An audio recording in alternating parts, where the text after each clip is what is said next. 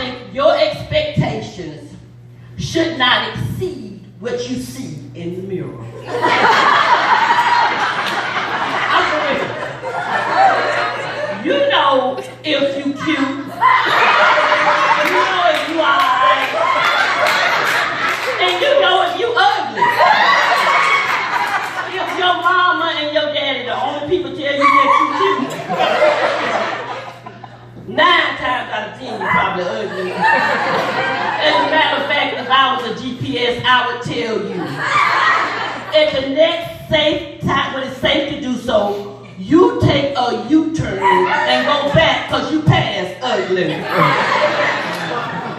But I'm going to go back to the expectations. This real talk now, real talk, because people got too many expectations. If you got a little stomach, it ought to be okay for your date to have a little stomach. If you piecing together a hairline, it ought to be okay for your date to be bald-headed or well-being. Now, if you got facial hair, it ought to be okay for your girl to have a little hair. Or something. But I'm gonna give you a caveat. Ladies, if you got facial hair, it ought to be okay for your man just not to have no facial hair. But either way, you know, I'm trying to date and I got this. It seems like I'm just attracting young men. You know, I'm walking in the store and the guy says, oh, we got the same hair. Same hair? Oh, we got the same color. I knew right then he was young. I said, well, baby, how old are you? He said, I'm too. I said, don't you start that conversation with 12 or 30. Because I can't do no young men. Young men don't understand and recognize what happened to mature women. But I said, you know what, I'm going to try to give him a try. You know what I'm saying? So, you know, I gave a 38-year-old a try. You know, 38, 48, that's 10 years. That's almost borderline pedophilia. You know? So we get to the club first. They say, I want to take you to the club and see if you can drop it like this hot. I said, the way my disability and my knees are set up, I ain't gonna be able to do that. Not only that, I told you I was 48. Ain't no spring chicken. Ain't no fall hen.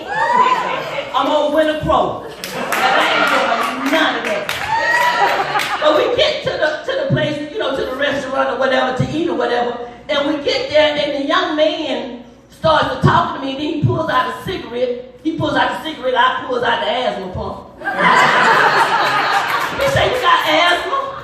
I said, there's a lot of things that when you date mature women, you gonna have to know. Next thing you know, I start sweating and I start fanning. He said, man, what's going on? I said, baby, it's a hot flash. He said, what's a hot flash?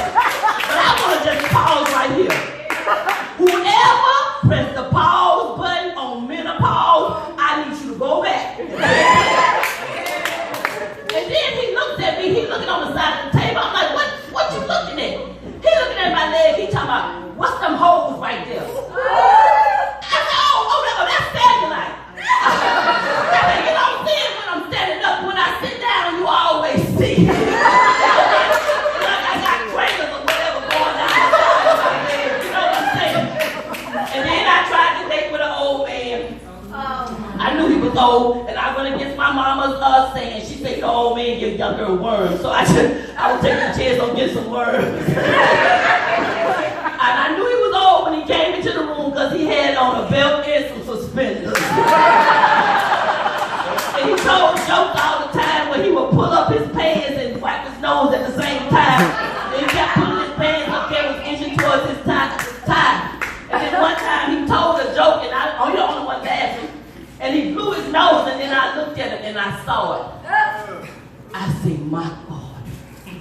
The longest nose hairs I had ever seen in life. So I had to ask him, do you braid your nose hairs?